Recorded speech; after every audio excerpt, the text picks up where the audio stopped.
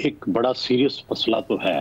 उसकी वजह यह है कि पाकिस्तान ने 2 आलमी जंगें अफगानिस्तान के लिए बर्दाश्त की और पाकिस्तान ने अपने शायद उससे फायदे भी लिए इन आलमी जंगों से, लेकिन साथ ही साथ अपने बेशुमार नुकसान भी किए और ना सिर्फ जानी नुकसान हुए बल्कि माली, मुआशरती और बहुत से हमें उससे मुसीबतें जो हैं वो आई।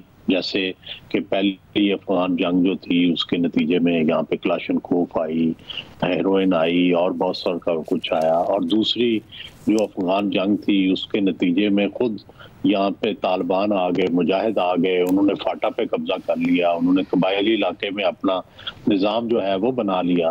तो ये सारा अब हमारे सामने हुआ है और जाहिर है इसको अनडू करने की ज़रूरत तो थी रियासत को, और ये ठीक स्टेप लिए गए जिस तरह से उनको अनडू किया गया। लेकिन जो बात है ह्यूमन राइट्स अब्यूजेस की और जिस तरह इमिग्रेंट्स को निकालने की, इसमें देखा जाए कि दुनिया में तरीका क्या है। तो दुनिया में क्या तरीका है कि एक डेडलाइन दी जाती है। अब आप देखें कि ये तरीका तो ठीक नहीं है कि जो 1979 में आए हैं उनको भी आप 2024 में या 2023 में निकाल दें। तो आपको कोई ऐसा करना चाहिए था कि आप कहते हैं कि भाई फलां तारीख तक जो आए हैं, उस वक्त तो आप उनको वेलकम कर रहे थे, तो इसलिए उन्हें खुद बुलाया, आपने उनको पनाह दे रहे थे, ठीक है। इसी तरह आप दूसरी अफगान जंग के दौरान भी उन्हें पनाह दे रहे थे। तो अब जब आपकी पॉलिसी तब्दील हुई है तो वो आप डेडलाइन देते हैं और उस डेडलाइन के बाद के जो लोग थे उनको रोकते। जो इससे पहले जो आ चुके हैं उनको तो रजिस्टर करना चाहिए, जिनके बच्चे यहाँ पैदा हुए हैं। देखिए ना, अमेरिका के अंदर, यूरोप के अंदर ये रवायत है कि जहाँ बच्चे पैदा हो जाए वो बच्चे उसी मुल्क के होते हैं। तो ये तो बिल्कुल ह्यूमन राइट्स वाले तो ये कभी ये एक्सेप्ट ही नहीं करेंगे ना, वहां भी एक्सेप्ट नहीं करते। अगर कोई निकालता है तो यहाँ कैसे करेंगे। तो इसलिए इन्हें नई कोई डेडलाइन देनी चाहिए, इन्हें ये तय करना चाहिए कि ये कब से जो आए हैं लोग वो नहीं रह सकते, उनको वापस भेजना है। जो माजी में आ चुके, जो सेटल हो चुके, जिनके बच्चे पढ़ चुके, उनको तो निकालना मेरा ख्याल है नामुनासिब है।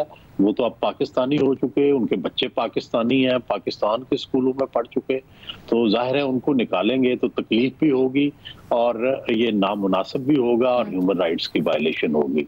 लेकिन जहां तक ये बात है कि जो रवैया है तालिबान हुकूमत का और अफगान हुकूमत का, उस बारे में मैं जो इरशाद भट्टी साहब हैं उनसे मुकम्मल इत्तेफाक करता हूँ और ये कहता हूँ कि भाई हमने अपना सब कुछ झोंक दिया अफगानिस्तान के लिए और उसके नतीजे में जो तालिबान है वो अपने ही साथियों को ना रोक रहे हैं, ना उनका कोई सरगोपी जो है उसको यकीनी बना रहे हैं। तो अल्टीमेटली क्या होगा कि पाकिस्तान इस सूरत हाल से बड़ा परेशान है। क्या करे? क्या उनसे लड़ाई करे? वो भी मुमकिन नहीं है।